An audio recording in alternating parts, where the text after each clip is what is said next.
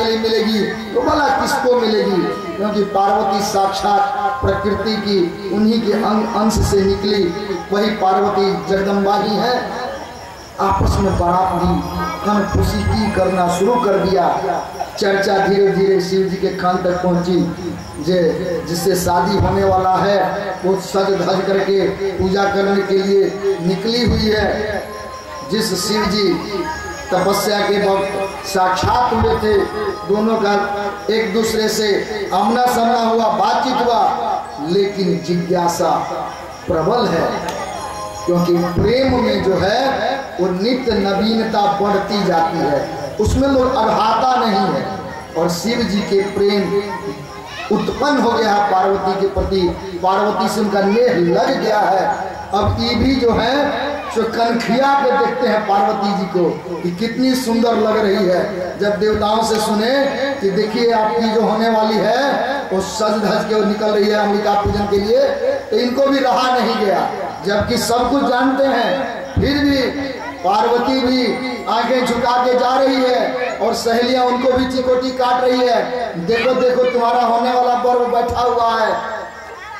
ये भी आंख झुका करके ही, लेकिन कनखिया के नजर के शिव जी को देखती हैं, और उधर से शिव जी भी चोरी करके कि किसी तरह देवता हमारा उपहास नहीं हो रहा है कि अपने होने वाले पत्नी के प्रति व्याकुल है। लोगों को जताना नहीं चाहते हैं, लेकिन देखने की जो प्रबल इच्छा है उसको प्रेम से कनखिया के देख रहे हैं। आमने सामने दोनों की आंखें मिली है, ये भी आंखें झुका लेते हैं। पार्वती प्रणाम करती हैं, हे प्रभु, हे मेरे परमेश्वर, आप आकर के इस विवाह के लिए आए, उसके लिए मैं बड़ी कृतज्ञ हूँ और यह मेरे ऊपर बड़ा कृपा है। मन ही मन भोला आशीर्वाद भी देते हैं, यह मेरा आशीर्वाद नहीं समझो, यह तो तुम्हारी तपस्या का फल है। मुझे तो आना ही था, क्योंकि मैं तो भक्तों के बस में हूँ, और जिस तरह तुमने तपस्या करके मुझे बांध लिया है, भला हमारी क्या बिसात, हमारा क्या औकात कि हम तुम्हारे यहाँ नहीं आते। आपस में नैनों की भाषा आपस में टकराई है, बातचीत हुई है, फिर अंबिका पूजन करने के लिए भगवती परम्बा, स्वयं परम्बा अंबा की पूजन करने गई। यहाँ भी लड़का दरवाजे पे आने के बाद गौरी पूजा का जरूर विधान होगा। हम लोग के यहाँ भी है, जब दरवाजे पे लड़का आ जाता है तो लड़कियां आम बहु विवाह करने के लिए निकलती हैं। आने के बाद तो एक पूजा है वो, और गौरी मंदिर में जाके पूजा की है भगवती पार्वती, वहां से सज धज के सब स्वागनियों के साथ गई है और भगवती की गीत गाते हुए गई, और वहां से फिर भगवती को बड़ा प्रणाम की है, स्नेह से उनको धन्यवाद दी है। हे भगवती, हमने जो आपसे मांगा वैसा ही मेरा वर प्राप्त हुआ, क्योंकि पार्वती बड़ी उत्सुकता के साथ सती जिस समय अग्निदाह करके अपना आत्महत्या की थी, उसी समय से विरहाग्नि में जल रही थी, और उसी समय से चाहती, हे अम्बा, यह मेरा जो वियोग हो गया है तो कब कैसे जल्दी से जल्दी दूर करो। उस क्षण को स्मरण करके पुलकित हो रही हैं, रोमांच हो रहा है पार्वती को, और बहुशः प्रणाम करती हैं भगवती का, और प्रणाम करके पुनः अपने आंगन में आती है। मंडप मड़वा बना हुआ है आंगन, आंगन में कन्यादान के लिए हिमालय जी आए हुए हैं। जितना कन्यादान से पहले जो लौकाचार होता है सब किए गए हैं, पितर नंदी श्राद्ध आदि सब किए गए हैं। शुद्ध होकर के पूरे मातृका पूजा जिसको कहते हैं, सब मातृका पूजा वगैरह करके हिमालय आकर बैठे हैं। गर्गाचार्य जी बैठे हुए हैं, ब्रह्मा जी हैं, नारद जी हैं। खबर जनवासे में भी गया कि अब कन्यादान शुरू होने वाला है। सभी लोग वहाँ से विष्णु आदि भी, देव गंधर्व आदि भी उस आंगन में आ गए, बैठे हैं। आजकल की तरह जैसे बाराती विवाह में आकर बैठता है, पहले तो दूरी बढ़ती थी, लेकिन अब नहीं बढ़ दिया, अब लोग सबको बुला के बैठा देते हैं। तो शिव जी के विवाह में भी सब बाराती आकर बैठे थे कन्यादान के समय, ये एक मानक है। सभी लोग बैठे हैं, कन्यादान की चर्चा हुई। तो कन्यादान में गोत्राध्याय होते हैं कि आप किसके लड़के, आपके बाबा का नाम क्या है, आपके दादा का नाम क्या है, कौन गोत्र कौन सा मूल, ये सब हुआ। हिमालय पूछ दिए, अच्छा शंकर जी बताइए आपका गोत्र कौन सा है। अब शंकर जी का कौन सा गोत्र है, शंकर जी आंख बहुत टाइट किए। ब्रह्मा जी को लगा फिर कहीं गड़बड़ न हो जाए। एक तो गोबरावा इतना मना के बैठाए हुए हैं, देवासुर सब परास्त हैं, बिना कार्तिक का तारका का वध होने नहीं जा रहा है, सब त्रस्त हैं। इसलिए बार बार इनको मनाया जा रहा है कि किसी तरह शादी तो करो कि कार्तिकेय का जन्म हो। अभी फिर आंख बहुत टाइट किए। जब टाइट किए तो ब्रह्मा जी कहते हैं कि नहीं नहीं वो तो ठीक है, इनको ज्ञान नहीं था इसलिए पूछ दिया, आप शांत बैठिए बैठिए, हम जवाब दे देते हैं ना। नारद जी कहते हैं महाराज जो गोत्रों के गोत्र हैं इनका क्या गोत्र है, क्या ये सब छोटी छोटी बातों को लेकर बैठ जाते हैं। देखिए श्रोताओं, बहुत ये गोत्राध्याय से जो बहुत मार्मिक शिक्षा मिलती है, ये भी सुनने की बात है। गोत्राध्याय किसके लिए है, जब आप एक गोत्र में एक समकक्षता में विवाह करेंगे वहां तो गोत्राध्याय अच्छा लगता है। लेकिन जहां परमेश्वर की शादी हो रही है, प्रकृति के साथ शादी हो रही है, प्रकृति और परमेश्वर की शादी हो रही है, वहां गोत्र का कोई विधान रह नहीं जाता है।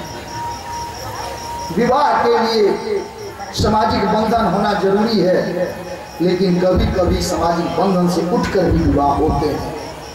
इसको भी पहचानना चाहिए शिव जी के उदाहरण से। नारद जी बड़ा प्रेम से समझाते हैं, हिमालय की पुत्री देने की बात हो रही है, और वह समझाते हैं कि हिमालय आप की पुत्री दे रहे हैं, इतने सुंदर वर है, ये प्रकृति परमेश्वर के साथ मिलन होने जा रहा है, और आप अभी तक नैरो माइंड की तरह सूक्ष्म बुद्धि वाले, संकीर्ण मानसिकता वाले बनकर बैठे हुए, गोत्र के पीछे पड़े हुए हैं। रामचरितमानस में चर्चा है कि पूछा गया कि आपका गोत्र क्या है, तो ब्रह्मा जी ने कहा कि कह दीजिए। ब्रह्मा जी गोत्र क्या है तो नहीं बताया, कि पिताजी कौन है, तो जैसे जैसे ब्रह्मा जी कहते थे वैसे वैसे कहना था उनको। ब्रह्मा जी की ओर देखे तो ब्रह्मा जी कहे कि कह दीजिए मेरा नाम। पिता का नाम ब्रह्मा। फिर पूछा गया पितामह का नाम, दादा का नाम, तो कहे कि फिर पूछे क्या कहें बोल। कहते हैं विष्णु का नाम ले लीजिए, क्योंकि हमारा जन्म तो विष्णु से हुआ, ब्रह्मा की उत्पत्ति विष्णु से हुआ। कहे कि बोलो दादा का नाम, नारायण। कहे कि पर दादा बताओ। अब फिर पूछे, तब शंकर जी को रहा नहीं गया, आगे बाप ब्रह्मा, बाबा विष्णु और पर बाबा, आगे पर बाबा सबके हम हैं, सबको जन्म देने वाले तो हम ही हैं, तो शंकर जी का पर बाबा हम हैं। यहाँ पर गोत्राध्याय में नारद जी को समझा दिए। जिस मार्मिक चर्चा मैं कर रहा था वह मार्मिक चर्चा ये है कि समाज में कभी कभी विषमता पूर्ण भी विवाह हो जाती है, चाहे वह लड़की के स्नेह के बंधन में बंधकर हो, कभी कभी धन के प्रभाव में हो, कोई परिस्थिति बन के हो, या विषम परिस्थिति से हो। कभी कभी समाज में जो नियम, सामाजिक जो नियंत्रण है, इससे परे होकर भी शादी होती है। और उस समय जिस प्रकार से ब्रह्मा जी और नारद जी समझा रहे हैं हिमालय को, वैसे आप लोगों को भी मैं कहना चाहूँगा कि वैसी परिस्थिति में गोत्र आदि के विचार को सूक्ष्म कर देना चाहिए, शिथिल कर देना चाहिए, और जहाँ कल्याण की भावना हो, उससे ऊपर उठकर यदि किसी का भला हो रहा हो तो उस पर अपनी सहमति दे देने में ही भलाई है। ये मेरा अपना विचार है, यह शास्त्र नहीं कहता है, लेकिन शास्त्र का उदाहरण कह रहा है कि ऐसा हिमालय जी को भी ब्रह्मा जी ने समझाया था। यह शिव पुराण में चर्चा आई है, तो यदि शिव पुराण में ऐसी चर्चा है तो हमारे समाज में क्यों नहीं। इसलिए श्रोताओं, समाज में जो भी नियम बने हुए हैं उसका जो मानक है वो पुराण है, वेद है, और वेद का ही अर्थ सार्वधिक पुराण है। पुराण की हर कथाओं से आपकी मान्यताएं जुड़ी हुई है। वहां पर गोत्राध्याय की बात गौण कर दिया गया और कन्यादान का रस्म पूरा किया गया। हिमालय पार्वती का हाथ लेकर के भोले वाले हाथ में दिए। जो लौकिक विधान है शुक्ल यजुर्वेद के मंत्रों से विवाह संपन्न हुए, क्योंकि जो समय नियत निर्धारित किए गए थे, गर्गाचार्य जी ने बार बार अपना समय पर ध्यान दिला रहे थे कि देखिए समय हो गया है, कन्यादान का मुहूर्त आ गया है, इस समय पूरा कन्यादान समय से होना चाहिए। यहाँ पर समय पर विशेष जोर दिया गया, इसलिए बल दिया गया। आज समाज में लोग विवाह के समय पर जोर नहीं देते हैं, बल नहीं देते हैं। मैं उन लोगों से कहना चाहूंगा, लाखों खर्च करेंगे, लाखों खर्च करते हैं अपने अहंकार की पुष्टि करने के लिए, समाज को दिखाने के लिए, चाहे वो बारूद में आग लगाने की हो, चाहे और सजावट की बात हो, या बारातियों के सेवा सत्कार की बात हो। लेकिन जब विवाह की बात आती है तो कम से कम जो रस्म, विवाह में तो कोई विस्तार नहीं हुआ है। पंडित जी लोग वही पुस्तक आज भी रखे हुए हैं जो 25-30 साल 50 साल पहले जो शास्त्रों ने बना दिया, उसमें कोई विस्तार नहीं हुआ है, न कोई संक्षेप हुआ है। तो 2 घंटे की जो पद्धति है, विवाह में 1 से 2 घंटा लगता है। जब पंडित जी एक्सपर्ट है तो एक्सपर्ट नहीं है तो 2 घंटा से ज्यादा लगा, अन्यथा 2 घंटा से ज्यादा का विवाह नहीं होता, मैक्सिमम 2 घंटे एक्सपर्ट पंडित के साथ। जो जिनको जानकारी है, कोई कठिनाई नहीं है, तो 2 घंटा बहुत होगा विवाह संपन्न कराने में। कम से कम 2 घंटा जिस समय पर अपने विवाह निकाला हुआ है, जो मुहूर्त आपके विवाह, बच्चों के विवाह का है, श्रोताओं उस समय का जरूर ख्याल रखिए। समय ही उस आपके बच्चे का भविष्य निर्धारण करेगा। यदि समय पर कन्यादान नहीं होता है, वही आगे चलकर सही उसकी गृहस्थी बसने में कठिनाई उत्पन्न करती है। आज गृहस्थी बसने में जो कठिनाई आ रही है, उसके मूलभूत कारण एक यह भी है कि लोग समय पर ध्यान नहीं देता है। पंडित के विवाह के समय बल्कि उल्टा कहना शुरू करता है, पंडित जी जल्दी से करा लीजिए, 50 रुपए ले लीजिए, जल्दी करा लीजिए। एक तो दक्षिणा देने वक्त हम लोग देखते हैं प्राय सब खर्चा लाखों का महंगाई उस पर आ गया। उसमें खर्च करने वक्त कोई भी पूछने नहीं जाता है कि चाचा जी सामियाना 50,000 का हो रहा है, करें कि नहीं करें। 2-4 सामियाना वाला टेंट वाला से पूछेंगे, कोई 50, 60, 70 का, 50,000 का अच्छा लगा अपना कर लिया। जो भी इस तरह के खर्चे हैं सब लोग मान जाते हैं। लेकिन जब दक्षिणा देने की बात आएगी तो कहेंगे अच्छा पंडित जी यदि मांग लिए ज़्यादा, मांग लिए तो ऐसे तो बिना मांगे देते नहीं, और मांग लिए तो अच्छा हम चाचा से पूछते हैं, काका से पूछते हैं, नाना से पूछते हैं, मामा से पूछते हैं। सब पूछने के बाद आएंगे 11 रुपए 30 रुपए। जो काका चाचा मामा कहेंगे तू क्या दोगे पंडित जी दक्षिणा है, हम लोग 11 देते तो मैं कैसे देते, दुन्ना हो गया।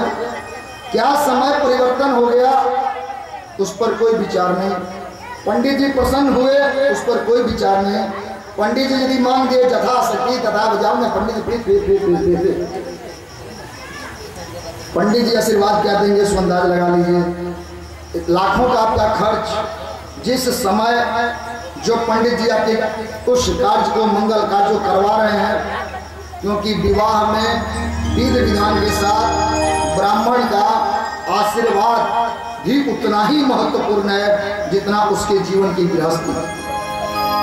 आशीर्वाद के बिना विवाह पूर्ण होता ही नहीं है, और आशीर्वाद पंडित तभी देगा जब उसका मन प्रसन्न होगा।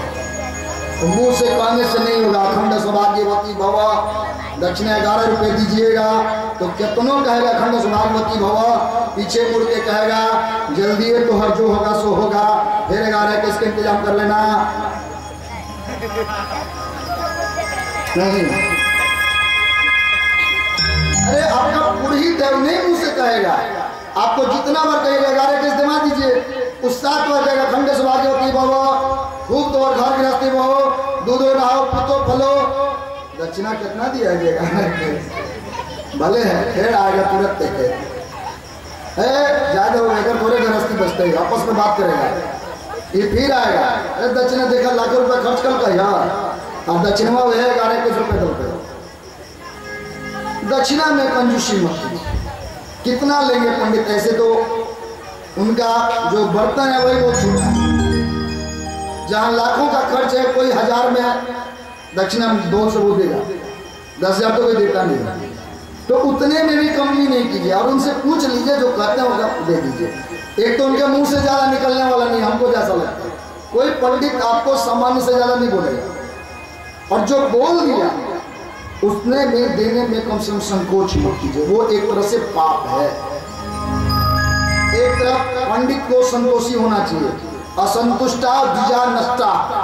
पंडित जो असंतुष्ट हो गए उनका नाश निश्चित है, शास्त्र कहती है, तो संतोष करना चाहिए। इसके तहत वो आपको मुंह नहीं खोल रहे हैं, जाने दो संतोष। लेकिन आज की जो परिस्थिति बन गई है सामाजिक, जिसमें सिर्फ भौतिकवाद हावी है, खर्चा बढ़ गया। पहले की तरह जमीन जथा लोग देकर के उनको निर्वहन करते थे, आजकल तो सिर्फ पैसा ही, टका नमक, सब कुछ टका, 10 से 5 से टका, 80 से टका नमक। तो यहाँ भी दक्षिणा की बात आई। ब्रह्मा जी पुरोहित हैं, नारद जी वहां पर विवाह करा रहे हैं, उनको पूर्ण पात्र ब्रह्मा जी को दिया गया दक्षिणा में। ब्रह्म दक्षिणा होता है पूर्ण पात्र, पूर्ण पात्र को दक्षिणा दिया गया। जो लोकाचार था उस लोकाचार से पूरे नियम निष्ठा से समय देख करके विवाह हुआ। विवाह में जल्दीबाजी नहीं करना चाहिए। आजकल लोग जल्दीबाजी विवाह में करेंगे, वीडियोग्राफी में नहीं करेंगे। वो मेहंदी रस्म से लेके पूरा विवाह तो वीडियो वाला करवाते हैं। यहाँ चले जाइए, वीडियो वाला बैठ गया, ऐसे कीजिए वैसे कीजिए, घूम कर लीजिए, टेढ़ करके कीजिए, सारा विवाह तो वही करवा देता है। अब रही बात, पंडित जी मुंह ताकते रहते हैं, अब कब आएगा कब आएगा कब आएगा। जब उससे फुर्सत हुआ तो पंडित जी के पास, अच्छा पंडित जी जल्दी करे, सुबह हो गया, होने वाला, जल्दी करें, हमको जाना है, 50 रुपये हमसे ले लीजिए, जल्दी कराइए। एकदम गलत बात। पंडित जी को कभी मत कहिए जल्दी करें, बल्कि उनको सम्मान के साथ कहिए, पूरे नियम निष्ठा के साथ कराइए, और आपकी पूरी दक्षिणा मैं दूंगा समय के साथ। इसमें कोई समझौता नहीं कीजिए, क्योंकि वही उसके गृहस्थी का कल्याणकारी आशीर्वाद होता है। क्योंकि जो नियम है, जो वेद का मंत्र है, वही एक दूसरे, एक लड़की एक लड़का को जिसको नहीं जानते रहते हैं, उस पर पूरा जीवन बैठाया हुआ है, विवाह करना है। उस मंत्र का प्रभाव होता है कि उस दोनों के बीच में प्रेम जलता है, और प्रेम और विश्वास से पूरा जीवन उसको व्यतीत करना होता है। यदि उस मंत्र में कमी हो जाती है, आशीर्वाद में कमी हो जाती है, वही आगे चलकर प्रेम और विश्वास टूटता है, और विवाह भंग होता है, संबंध विच्छेद होता है, और लड़कियां मायके तक आने के लिए तैयार हो जाती हैं। इस पर जरा गौर कीजिएगा। हिमालय पूर्णतः नियम के साथ परमेश्वर को अपनी पुत्री सौंपे, ब्रह्म दक्षिणा करवाए। शिव जी से जो नियम था, सारा नियम के साथ उन्होंने कन्यादान यज्ञ किए, हवन आदि किए। उसके बाद हवन करना, ब्रह्म दक्षिणा हुआ। 100 ब्राह्मणों को 100 स्वर्ण मुद्राओं का दान दिया गया, ब्राह्मणों से आशीर्वाद लिया गया। 100 ब्राह्मणों को स्वर्ण मुद्रा देकर के आशीर्वाद लिया गया। गौ दान किया गया। आजकल गौ दान की जब प्रथा आती है विवाह में, पंडित जी हो जाएगा 11-21 रुपये भी करवा दीजिए। खरीदने जाइए तो 11-21 हज़ार से कम का गाय नहीं मिलने वाला, 21 हज़ार से कम का गाय नहीं मिलने वाला, दूध देने वाली। लेकिन पंडित जी के लिए जब गोदान करने बैठिएगा आप, 11-21 रुपया में हो जाता है गोदान। इतने भोले पंडित जी होते हैं और इतने भोले करवाने वाले, वहाँ पर बड़ी मुश्किल हो जाती है। गोदान हुआ, सब होने के बाद ब्रह्मा जी को जब पूर्ण दक्षिणा हो गया, पूर्ण पात्र मिल गया, आशीर्वाद दिए गए, दोनों को बैठा करके अभिषेक हुआ। अभिषेक करने के बाद सभी मंगल गीत गाती हैं, उसको चुमान कहते हैं। चुमान हुआ, दुर्वाक्षत हुआ, दूब धान दे करके जो आशीर्वाद दिया जाता है वो मिथिलांचल में तो प्रशस्त है, यहाँ भी प्रशस्त होगा, दिया जाता है।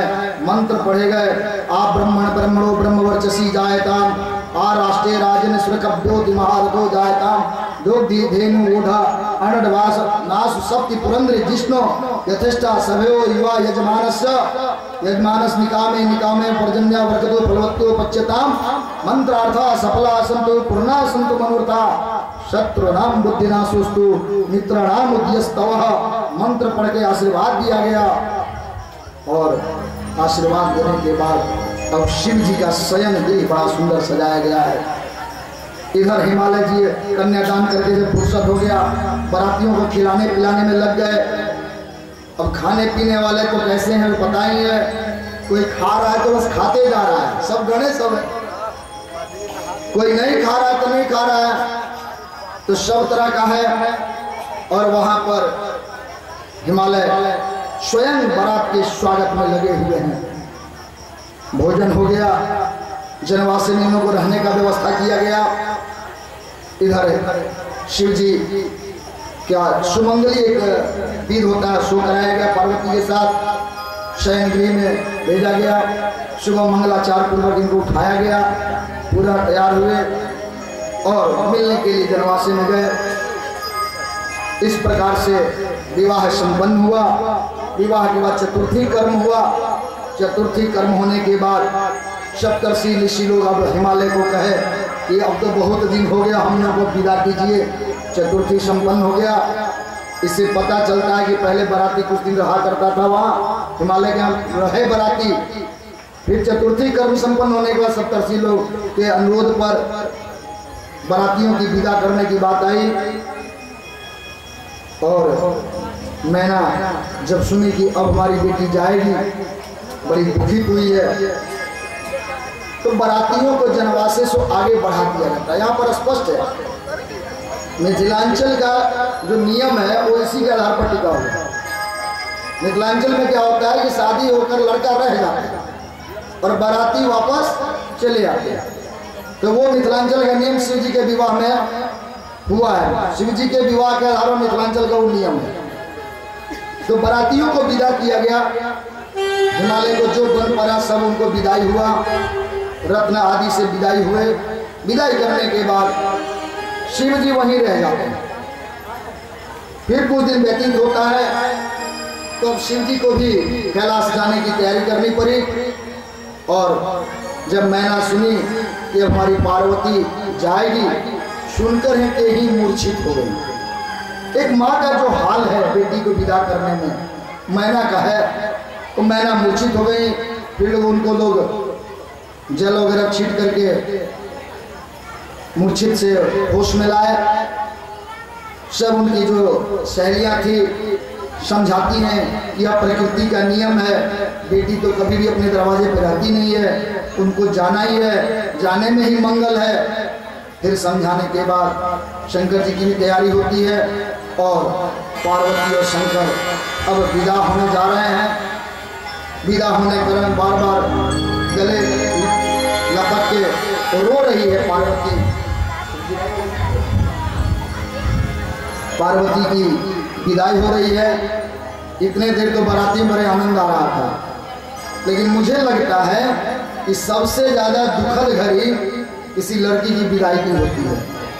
और चाहे कितना भी कोई भी कठोर हो, निराकारी हो, निरब्रह्म हो, निराकार हो, उसको भी आंसू आ ही जाएगा।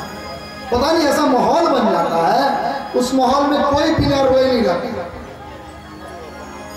और जिसकी शादी हो रही वो तो रोती ही रहती है, उसकी माँ उसके घर वाले तो रोते ही रहते हैं। जिसके साथ जा रही होती है दूल्हे के साथ, मुझे लगता है कि दूल्हा भी अंदर से रोआ होगा। ऐसा माहौल क्रिएट हो जाता है, उसमें बर्दाश्त करना आसान नहीं होता। तो वो समय आ गया है जब मैना रो रही है। उनकी सभी भाभियों की चर्चाई है। मैना के भाई वो भी रो रहे हैं। अपना उचती विनती हो रहा है कि अब तुम जाने वाली हो, हमसे कोई भूल हुआ तो माफ करना। पुनः मैना क्या करती है कि ब्राह्मण पत्नियों को बुला करके पति धर्म का ज्ञान कराती है। इस विषय को बड़ा महत्वपूर्ण रूप से हम रख रहे हैं। शिव पुराण कथा सुनने का बड़ा महत्वपूर्ण विषय यही है। पातिव्रत्य धर्म जो पार्वती जी का है, पूरा विस्तार से इसमें दिया गया है शिव पुराण में, और उसको यदि आप अपना लेते हैं, मैं तो पूर्ण तो नहीं कहूँगा, जो समय परिस्थिति आजकल जो बदल गया है उसका थोड़ा सा भाग भी आपका यदि उसका उद्देश्य समझ में आ जाए तो गृहस्थी संवर जाएगी, फिर गृहस्थी में कोई बाधा नहीं आ सकती। ये है शिव जी की कथा का मूल फल। मैना उस ब्राह्मण पत्नियों को बुला करके कहती हैं कि अब बेटी मेरी जा रही है, इसे कुछ शिक्षा दे दीजिए। और पातिव्रत्य धर्म की शिक्षा वो ब्राह्मण पत्नियां उनको दे रही हैं।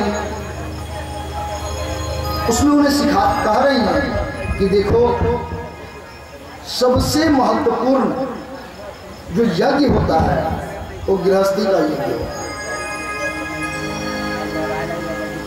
जीवन में जितना भी यज्ञ हुआ आज तक या होते हैं, सबसे महत्वपूर्ण और महान यज्ञ वो गृहस्थी का यज्ञ है। अपना घर क्या यज्ञ है, गृहस्थी चलाना जो होता है वही सबसे बड़ा यज्ञ है। और उस यज्ञ को जो सुंदर से निभा लिया, उसके लिए कोई भी चीज की कमी नहीं रहती। स्त्रियों का क्या धर्म है, पत्नियों का क्या धर्म है, इसका बड़ा विस्तार से ब्राह्मण पत्नियां उनको समझा रही हैं। कहती है कि 3 प्रकार के पतिव्रता स्त्री होती है। एक साध्वी, दूसरा उत्तमा, तीसरा मध्यमा। जो साध्वी पतिव्रता स्त्री है वो सपने में भी अपने पति को ही देखती है,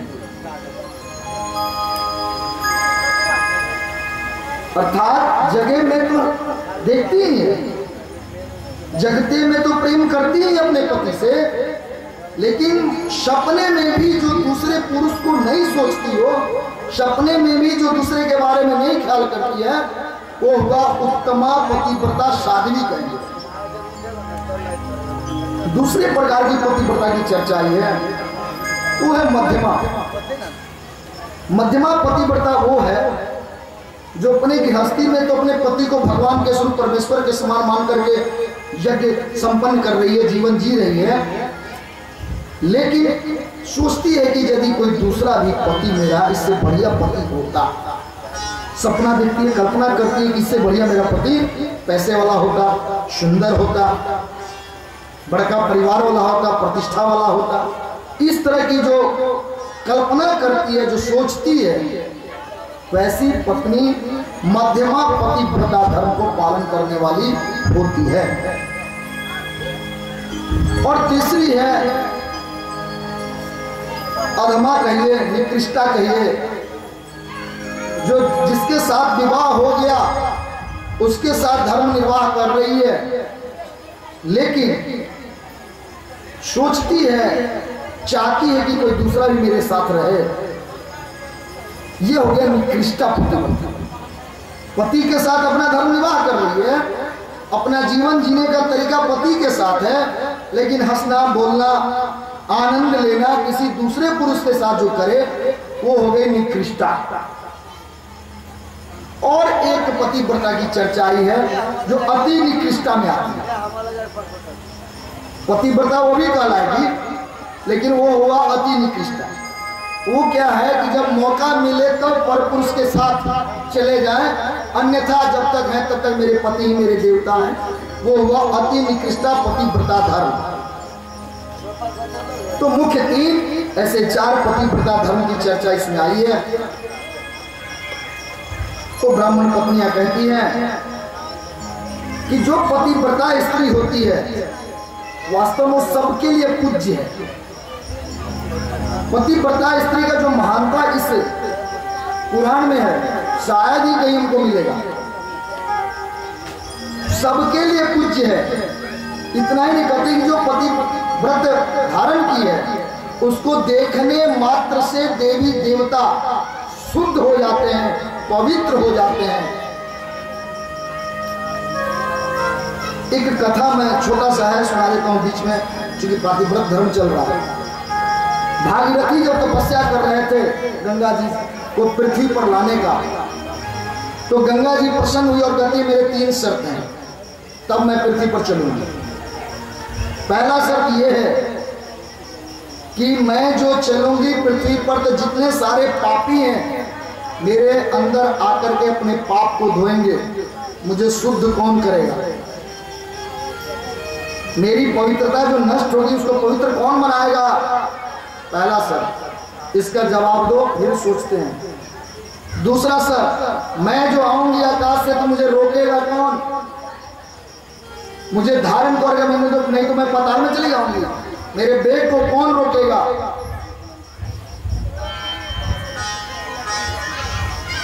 गंगा जी के प्रश्नों का उत्तर भागीरथी ने दिया था, देवी आप चलें और आपके पापी जितने आपके जल में पाप धोएंगे उतने ही सत्पुरुष संत ऋषि महात्मा और पतिव्रता स्त्रियां भी आपके जल में अवगाहन करेंगी, स्नान करेंगी।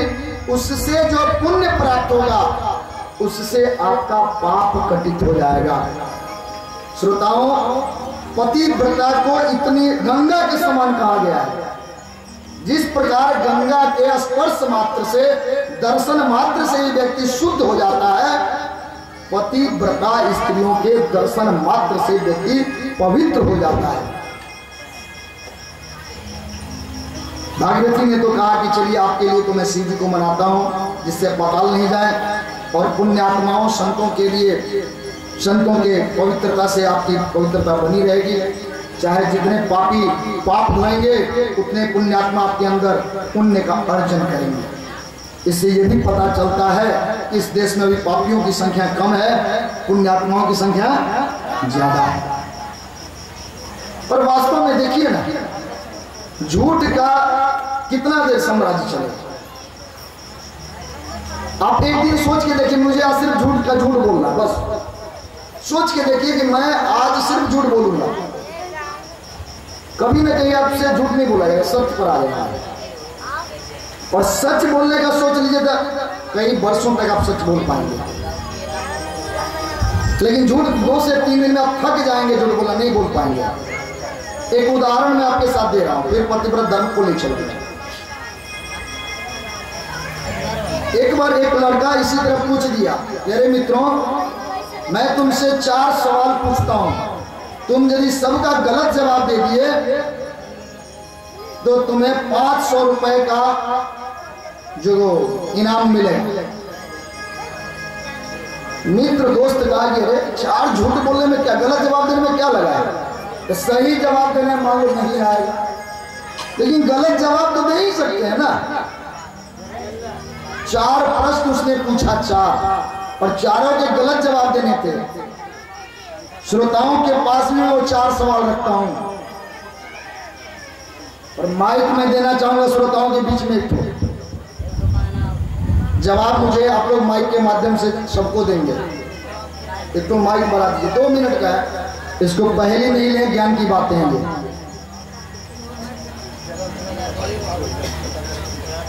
वो मित्र 4 प्रश्न पूछना था उसे, और उस 4 का गलत जवाब देना था, उसका 500 रुपए का इनाम था।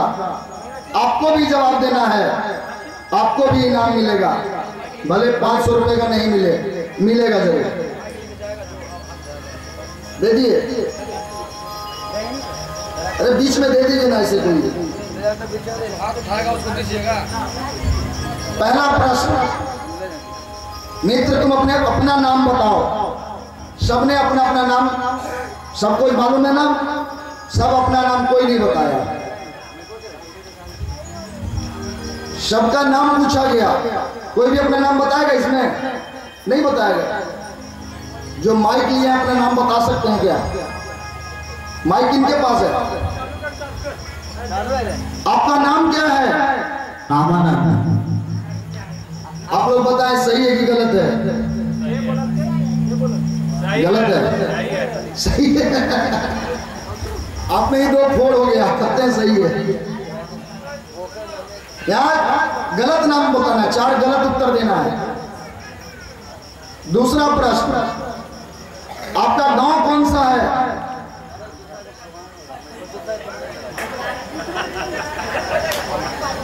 बिहार।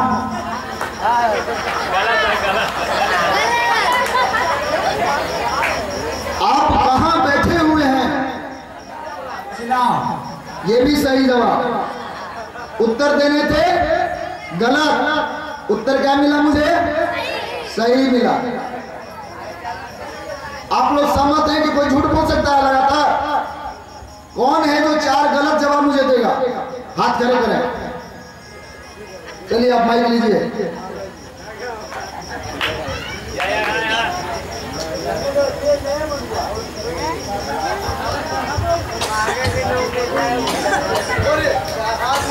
हाँ नाम बताइए अपना।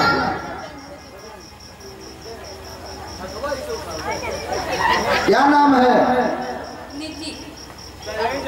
सही जवाब या गलत जवाब? नहीं आप वही बताएंगे, आप खुद बताइए। गलत जवाब। आप किस गांव में बैठी हुई हैं? बिहार तो गांव नहीं है। चलिए मान लिया आपका ये भी गलत जवाब है। कहां तक पढ़ी लिखी हैं? 7 तक। ये भी गलत जवाब है क्या? ये भी गलत जवाब है। कितने प्रश्न पूछ लिए? ये सही जवाब है ना?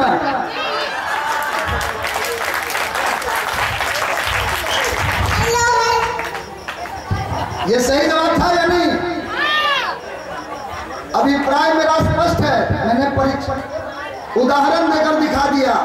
कोई 4 क्वेश्चन लगातार गलत नहीं बोल पाता है, फिर झूठ बोलने से क्या लेना देना?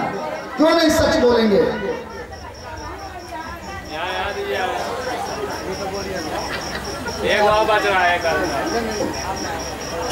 मेरे कहने का जो भाव था सब समझ गए। तो कभी भी झूठ बोलने से नहीं चल पाता है। और झूठ लोग क्यों बोलता है? झूठी अहंकार को तुष्ट करने के लिए। यदि थोड़ी सी यह शिव पुराण का ज्ञान मुझे हो जाए, मैं झूठ क्यों बोलूंगा? जो मुंह में कहूं क्या फर्क पड़ता है? और झूठ कौन सिखाता है? माता पिता सिखाते हैं बच्चे को, बचपन से शुरू करते हैं। पिताजी कहते हैं बेटा जाके बोल दो नहीं है, फोन पर आया बोल दो अभी पापा व्यस्त है नहीं बात कर पाएंगे। माँ सिखाती है बोलो कोई पूछे तो दाल भात सब्जी खाए, भले रोटी क्यों नहीं खाया। और वही बच्चा आगे चल के जब आपसे झूठ बोलता है तो बड़ा कष्ट होता है। सिखाया किसने था झूठ बोलना? आपने ही सिखाया था। देखिए ये ज्ञान की बातें हैं। जिस काम को आप स्वयं कहते हैं करने के लिए वही चीज आपके साथ होता है, आपको बहुत कष्ट होता है। इस बात को हमेशा ध्यान रखिएगा कि मैं ऐसा कोई गलत निर्णय, कोई गलत चीज नहीं सिखाऊं जो मेरे साथ हो तो मुझे कष्ट हो। इसका एक और उदाहरण मैं दूंगा। हमेशा आप जो अच्छा समझते हैं बच्चों को वही ज्ञान दीजिए, क्योंकि बच्चा थोड़ा कागज है। जो आप सिखाएंगे वही सीखेगा और वही आपको भी सम्मान देगा। मैंने कहा था जस लेना है जस देना सीखिए। बच्चों को आप सिखाइए दूसरों का जस देना तो आपको पहले जस देगा, क्योंकि सबसे नजदीकी तो आप ही ना हैं। दूसरे को अब जस देगा उससे पहले आपको देगा। और आपने यदि कभी सिखाया ही नहीं जस देने का, आपको जस कहां से देगा? तो कभी भी बच्चों को अच्छी बात सिखाइए। पातिव्रत्य धर्म की जो गृहस्थी है, जो यज्ञ है, उसमें उन्होंने सिखलाया कि पातिव्रत्य धर्म में जो पतिव्रता स्त्रियां होती है इस लोक में भोग मोक्ष दोनों प्राप्त करके अगले जन्म तक में भी वह भोग प्राप्त करती है, आनंद प्राप्त करती है। धन्य है वो पतिव्रता नारी। जो पति की सेवा में अपना जीवन व्यतीत करती हैं। कहती हैं कि बेटी पार्वती को सिखला रही हैं, पतिव्रता धर्म का उपदेश दे रही हैं कि बेटी के पति को परमेश्वर मानो, पति का हर आज्ञा मानना चाहिए। उसमें सामाजिकता की विचार दिया गया है कि पति जब आए तो उसका सम्मान करें, पति के से ऊंचा आसन पर नहीं बैठे। कहते हैं कि पति से जोर से नहीं बोलना चाहिए, और जो पतिव्रता स्त्रियां या स्त्रियां पति से जोर से बोलती है वो उल्लू बनती है। शिव पुराण में चर्चा है। इसलिए अपने पति से जोरों से ललकार के झझक के नहीं बोलना चाहिए। श्रृंगार की बात आई है, कभी पति के सामने कभी भी बिना श्रृंगार का नहीं जाना चाहिए। हमेशा पति को प्रसन्न करने के लिए, पतिव्रता स्त्रियों के लिए श्रृंगार की बात आई है। श्रृंगार का मतलब लिपा पोती नहीं, डेंट पेंट नहीं। श्रृंगार की जो सामग्री है, बिंदी, काजल, हल्दी, रोली, इसकी चर्चा आई है। वो हमेशा सधवा स्त्रियां, पतिव्रता स्त्रियां इसको अपना कर रखें। बात बिंदी की होती है तो मैं कहना नहीं भूलूंगा कि आजकल लोग सेट लगाते हैं बिंदी, सूट के रंग का बिंदी सेट, सोफा सेट, सूट का सेट, पता नहीं सफारी सेट, कितना सेट लोग खोजते रहता है। चूड़ी सेट नहीं, बिंदी का भी सेट खोजता है। हरे रंग का कपड़ा पहन लिया, हरे रंग की बिंदी साट लिया। श्रोताओं, बिंदी कभी भी नीला नहीं लगाना चाहिए, काला नहीं लगाना चाहिए, हरा नहीं लगाना चाहिए, ये दोष है। लाल, पीला भी नहीं, लाल का मुख्य रूप से बिंदी जो है लाल, और लाल का 2-4 वैरायटी वगैरह, कथिक वगैरह ले लो तो ये तो ठीक है, लेकिन इससे ज्यादा हरा, काला, नीला, पीला पर नहीं जाना चाहिए। कभी भी कपड़े के अनुसार पर सेट बिंदी का नहीं होना चाहिए, जो आजकल प्राय लोग लगाते हैं। कभी लिपस्टिक देखो किसी को हरा लगाते हुए, ये सौभाग्य का प्रतीक है। ओठ का जितना लालीपना है आपके सौभाग्य को दर्शाता है। यदि नहीं है तो लिपस्टिक लगा के ओठ लाल करते हैं। ये लाल करने के लिए लिपस्टिक है, न कि कपड़े के सेट के लिए लिपस्टिक है कि लोग काला लगा लो, हरा लगा लो। ये हरा काला लगाने की चीज नहीं है, ये कपड़े का सेट नहीं है। तो रोली कहने के लिए रोली, हल्दी, काजल, बिंदी की चर्चा आई है कि जो पतिव्रता स्त्री होती हैं उनको पति की यदि आप आयु चाहती हैं तो केसों को संवारना, चोटी गूंथना, चूड़ी पहनना, कान नाक का आभूषण लगाना, ये सब पतिव्रता स्त्रियों के लिए दिशा निर्देश दिया गया है।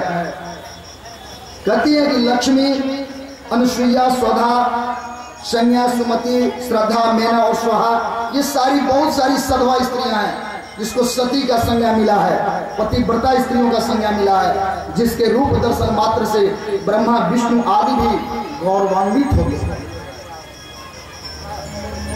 इसके आगे कहा गया है कि पतिव्रता स्त्रियों को धोबी और दुष्चरित्रा, उल्टा, इन स्त्रियों को सहेली नहीं बनाना चाहिए। सन्यासी, तपस्विनी जिसको कहते हैं, या जो पति का द्वेष करने वाली स्त्री है, जो पति की शिकायत करती है, वैसी स्त्री को सहेली नहीं बनाना चाहिए। बनाने से आप भी दोषपूर्ण होते हैं।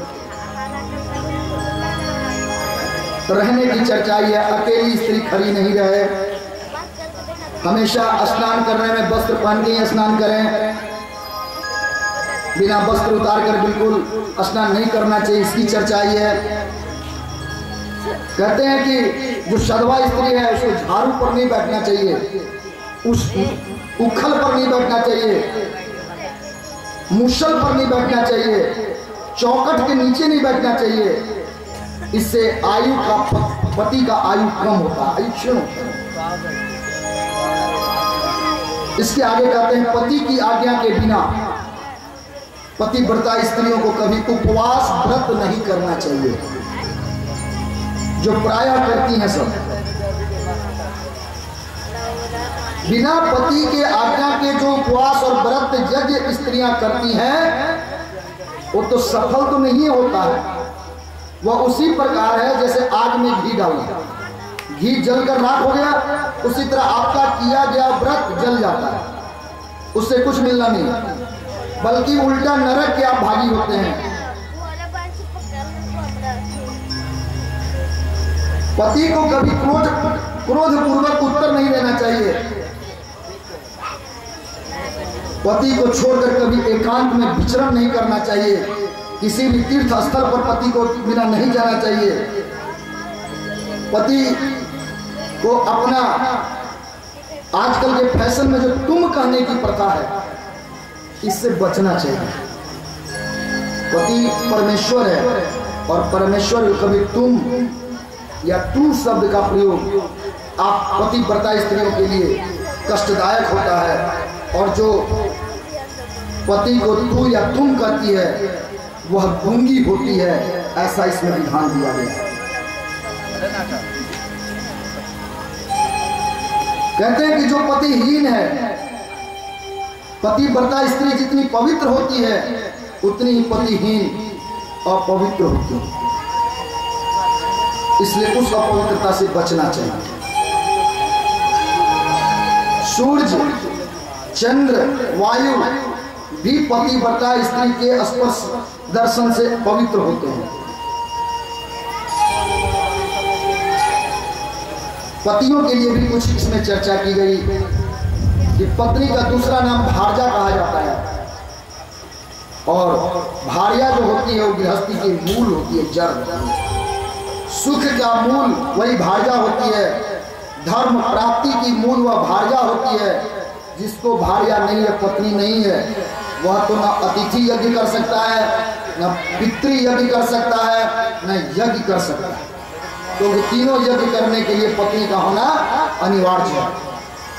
देव यज्ञ, पितृ यज्ञ और अतिथि यज्ञ, अर्थात अतिथि का सम्मान, पितरों का पूजा, देवताओं का पूजा बिना पत्नी के करने में दोष होता है, कठिनाई होती है, नहीं करना चाहिए।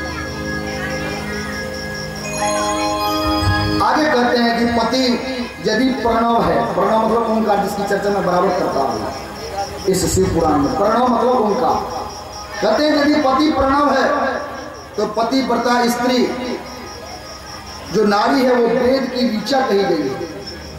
क्या संबंध है देखिए, यदि ओंकार पति है तो वेद की ऋचाएं के रूप में पत्नी है। यदि पति तप है तो नारी क्षमा है, और यदि सत्य कर्म है पत्नी तो पति ही उसका फल है। इतने सारे पतिव्रता धर्म देकर के जो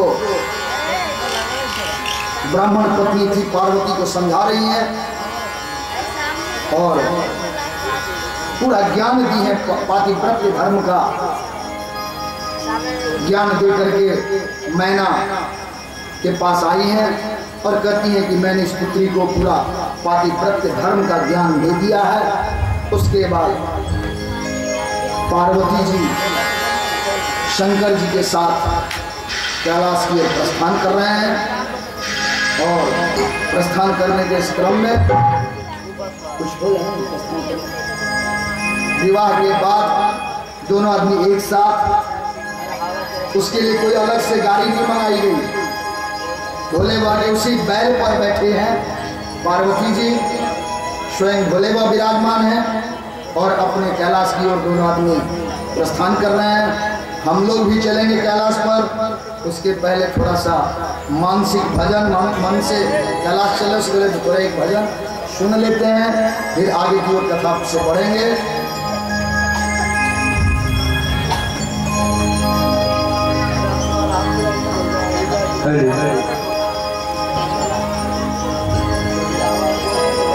हेलो बोल दे बाबा भूतनाथ की। बाबा तो जीवे करते हैं। वैसे पहले बेटा भजन बाबा के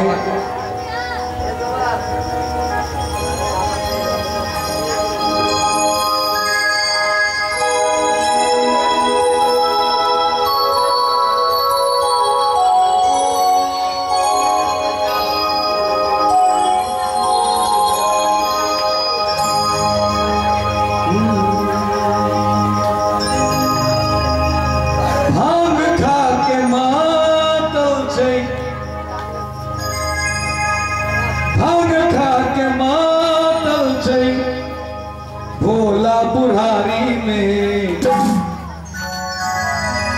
भांग खा के मातल छै भोला बुढ़ारी में भूत प्रेत संग नाचे बाबा ससुरारी में बाबा ससुरारी में भूत प्रेत संग नाचे भांग खा के मातल छै भोला बुढ़ारी में भांग खा के मातल छै भोला बुढ़ारी में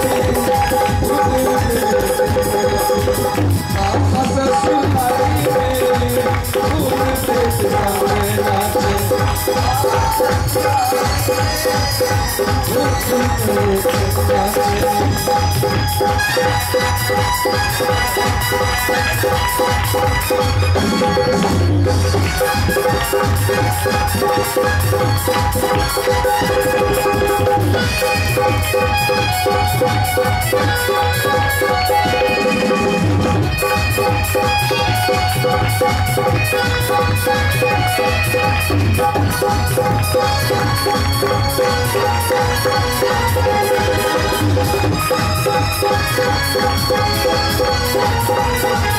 भोला बाबा छै कसा पर बैठल सासा करै छै साथ लो सासा करै छै साथ लो।